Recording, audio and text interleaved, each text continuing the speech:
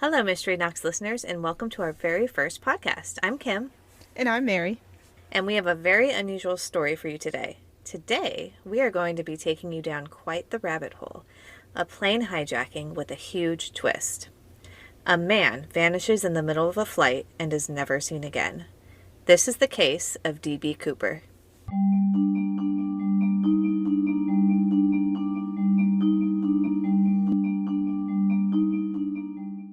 Our story starts in Portland, Oregon, on November 24th, 1971, the day before Thanksgiving. A man boards a Northwest Orient Airlines flight number 305. He called himself Dan Cooper, which later turned out to be a fake name. Cooper bought a one-way ticket to Seattle, Washington, using cash to purchase the ticket. On a side note, I couldn't find anything on if using cash was unusual or not to purchase a plane ticket at this time. This case has actually gone down in history as being one of the FBI's most mysterious unsolved cases. And according to an article written by Ella Morton from History.com, quote, "It's the only unsolved hijacking case in the history of commercial aviation," end quote. According to History.com, the FBI's extensive record on D.B. Cooper described him as being a white male, 6'1", 170 to 175 pounds, age mid-40s, olive complexion, brown eyes, black hair, conventional cut, parted on the left. Witnesses also described him as being a quiet man who wore a business suit with a black tie, white shirt, and loafers. So he sounds like your run-of-the-mill middle-aged man. But from the description and looking at the sketches provided, I sent you an image to look at as well. There's two different ones. There's one in color and one in black and white. Alright, I'm pulling it up now. Ah, okay, yeah. So he's very normal looking. Yeah, but see, the thing too is that in the colored image versus the black and white, they look different. Yeah, you're right, they do. It's within the eyes, the nose, a little bit of the mouth, but not so much. But it's really the eyes and the nose. Yeah. So like in the colored image, his eyebrows are bushier. His eyes are wider. Yep. And his nose is a little bit wider. Mm-hmm. Yeah, the arch. Than the black and white one. Mm-hmm. In the colored image, he has more hair. It's more coiffed in the top. Yes, coiffed. Yeah, that's a good word for it. Coiffed. A little coif there. Must be the supposed toupee he was wearing. I guess so. But he looks like an individual that just kind of blends in with the crowd. I mean, he has there's no striking figures that makes him stand out. He just looks like everyone else. Like, you put him in the crowd, I wouldn't be able to be like, yes. Exactly. Yeah. I mean, if I saw him, if I was a passenger on the airplane, I would not glance twice at him. Let's just say that. Yeah, he's easily forgettable. Which I guess is good in his case. You know, you're doing a hijacking. Yeah, I think it worked out in his favor in that case. Mm-hmm. Yeah. According to reports, a short time after 3 p.m., Cooper handed the flight attendant, 23-year-old Florence Schaffner, a note that read, quote, "I have a bomb in my briefcase," end quote, and for the flight attendant, Florence, to sit next to him. So Florence, having been totally caught off guard with this, did as she was told. Cooper opened up a briefcase, and according to FBI.gov, Cooper, quote, "showed Florence a glimpse of a mass of wires and red-colored sticks," end quote. Cooper then demanded that Florence write down everything that he told her. So while all this was going on, the passengers on the plane were totally oblivious to everything. Cooper's demands were $200,000, which today, Mary, would be $1.2 million. Crazy. Yeah. And 4 parachutes upon arrival at SeaTac Airport. Florence ended up walking the note up to the captain and delivering it. To give the police more time to gather Cooper's demands, the pilots actually ended up flying the plane in circles above Seattle. A flight that usually took 30 minutes ended up taking 3.5 hours. To keep the passengers unaware of the danger going on, the flight crew told them that the plane was having mechanical issues. So I don't know about you, Mary, but if I was told the plane was having mechanical issues, I would be freaking out. Yeah, definitely. I mean, I would be the same way. Once the plane actually landed, Cooper did receive his demands of $200,000 and his 4 parachutes that he asked for. He released all the passengers, which ended up being 36 total passengers. However, according to Amy Tikkanen from Britannica.com, quote, he forced 2 pilots, a flight engineer, and a flight attendant to remain on the plane.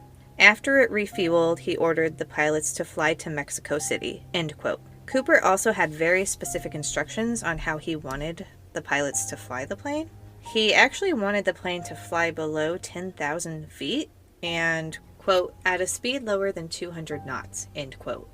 So what does 200 knots translate to? It translates to about 230 miles per hour. That kind of tells me right there that he knows planes, you know, because I wouldn't know that. Or has some sort of experience with that type of job field. Yeah, exactly. I don't think any just, lay person off the street would know that about planes. No.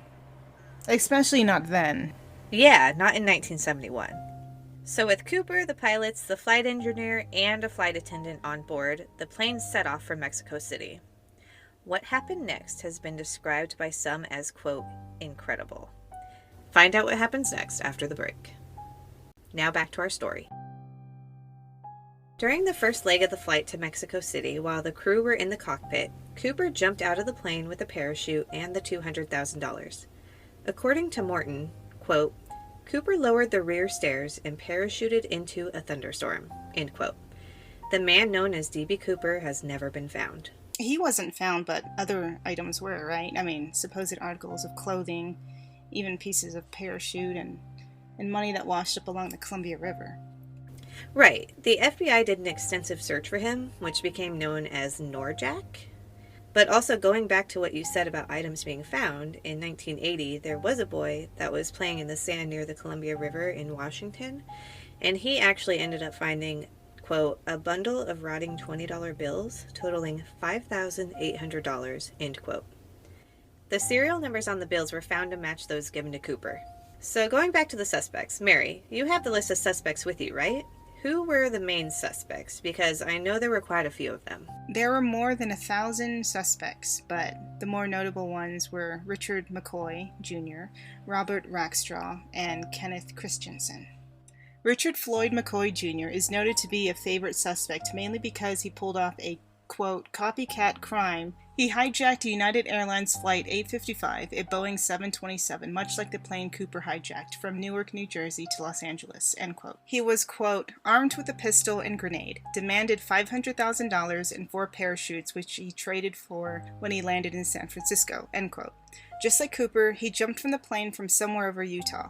McCoy was later, quote, arrested at his home, convicted and sentenced to 45 years in prison, end quote. He was later killed in a shootout with police in 1974. Regardless of his antics, McCoy was cleared because he didn't match the descriptions that 2 of the flight attendants gave for, quote, other reasons, end quote, which sounds sketchy. Yeah, it does. If that's the only reason that, they dismissed him, that's not cool. Mm-hmm. No, I mean, that makes me think there's more to it. Yeah, I think so too. The next person is Robert Rackstraw. Robert Rackstraw was a former Army paratrooper, pilot, and Vietnam vet, but was cleared in the 1980s by the FBI. Quote, he was called to the Bureau's attention by 2 investigators in California who noticed a resemblance between Rackstraw and the drawings of the Cooper suspect while they were investigating Rackstraw for another crime, end quote. Another detail that pointed towards Rackstraw being a suspect was a letter that was mailed. Filmmaker and author Tom Colbert has said it contained a coded confession, which was found at the end of the letter. The numbers Colbert came up with were gathered from Rackstraw's specific military units. Really? Do you have that letter that you can read to us? I do! Oh, Let me pull it up. Alright. Okay, it says, Sirs, I knew from the start that I wouldn't be caught. I didn't rob Northwest Orient because I thought it would be romantic, heroic, or any of the euphemisms that seem to attach themselves to situations of high risk. I'm no modern-day Robin Hood. Unfortunately, do have only 14 months to live. My life has been one of hate, turmoil, hunger, and more hate. This seemed to be the fastest and most profitable way to gain a few fast grains of peace of mind. I don't blame people for hating me for what I've done, nor do I blame anybody for wanting me to be caught and punished, though this can never happen. Here are some, not all, of the things working against the authorities. I'm not a boasting man. I left no fingerprints. I wore a toupee. I wore putty makeup. They could add or subtract from the composite 100 times and not come up with an accurate description, and we both know it. I've come and gone on several airline flights already and am not holed up in some obscure backwoods town. Neither am I a psychopathic killer. As a matter of fact, I've never received a speeding ticket. Thank you for your attention, D.B. Cooper. Wow. That's actually really interesting, and the way that it's written seems very, I don't know, just like very theatrical. It is very theatrical. Yeah, and like the words that he uses, like romantic, yeah. Heroic, yeah. Mm-hmm. But there is a number at the bottom of the letter, and it says Washington Post 717171684. That also comes up to be supposedly his military units, and that's why he's a suspect. Our next person is Kenneth Christensen. Kenneth Christensen had been a paratrooper, a mechanic, and at the time of the hijackings, he was a flight attendant for Northwest Orient Airlines, the airline Cooper targeted. With being a flight attendant, he was also familiar with planes and schedules. He also resembled the sketch of the hijacker so much so that the flight attendant had said he looked like Cooper more than any other person she had seen. Other details that made him a suspect to being D.B. Cooper was the fact that he smoked and was a bourbon drinker. Also, in the early 70s, he had grievances over redundancies and pay cuts. And lastly, a year after the hijacking, he purchased a house which didn't amount to what he got paid, which was $150 a week. Even with all that, the FBI wasn't convinced that Christensen was their man. So just some important things to note about Cooper. He did end up taking his ransom note back from the flight attendant. This obviously means it wasn't able to be examined by investigators. Now, whether he did this just for that reason or another, no one knows. However, here is a list of items Cooper did leave behind. According to Ella Morton, Cooper left behind, quote, some cigarette butts, a hair on the headrest of his seat, and a clip-on necktie, which he tore from his collar before hurtling himself from the plane. Unfortunately, the FBI could not get any fingerprints from the items, end quote. There's also a theory that perhaps Cooper did not survive his jump from the plane. There are a lot of reasons to suspect this. One, the parachute that he used could not be steered in the circumstances, given the weather. He also was not dressed appropriately, and he jumped out in the pitch black night in a thunderstorm, which is crazy to me. According to reports, that is a dangerous situation even for a seasoned professional. In 2007, FBI Special Agent Larry Carr stated, quote, no experienced parachutist would have jumped in the pitch black night, in the rain, with a 200-mile-an-hour wind in his face, wearing loafers and a trench coat, end quote. So, there are so many possibilities out there, and we could go down this rabbit hole for hours because, let's face it, we have. So, what's your theory here, Mary? What do you think happened to him? I have two theories. Okay. And it kind of cancels itself out. But I do believe that he could have lived, and the other... Yeah. He died, Just in the circumstances of jumping out of the plane when it was thunderstorming, and the winds, and a parachute that doesn't exactly work in your favor. Like, in some, I could think, yes, he jumped out, floated to the ground, but saying he gets there, there's a river right under where he was supposed to have landed. And who knows about the current, and with all the weight, the parachute, the clothing, the money strapped to him, and it being cold and it's November. Who knows right there. That he could, he might have just, froze, died, floated. And then someone had said that with the river flowing, it would then take him out to the ocean. So who knows? But who knows how long that would have taken. Makes sense because I kind of think that he didn't survive. Like, I definitely think that he jumped out of the plane. But I just don't think that he survived because of some of the things you said. And also, it was, he jumped out. It was going 200 miles an hour. He could not steer his parachute. He wasn't even dressed appropriately for the weather. And, it was just, everything was, like, working against him. You know what I mean? Like, when he did this jump. And I find it so hard to believe that he actually did survive. I mean, I guess it's always a possibility, But I just can't imagine him surviving that. I think, honestly, he didn't survive. His body probably got weighed down by all the money. Because you have to remember that $5,800 washed up on the Columbia River. And that was like 3 stacks of... Yeah. And the rubber bands were still around, Yeah. the bills. So, say he did jump, he fell into the river. Some of the money came loose, washed up on the banks, but he was weighed down by everything else. Yeah. And he died. And I do think that's what happened. But, you know, we would definitely love to hear all your theories as well. Like, what do you guys think happened to Cooper? And, you know, if you guys have anything to add, or if you just want to talk about the case, you know, we would love to hear from you.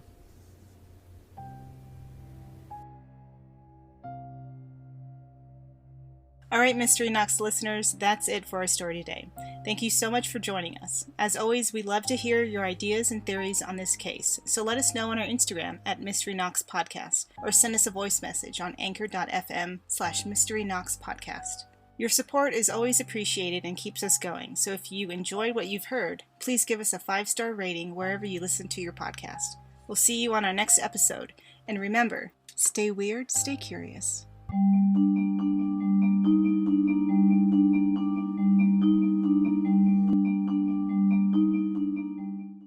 Mischief managed.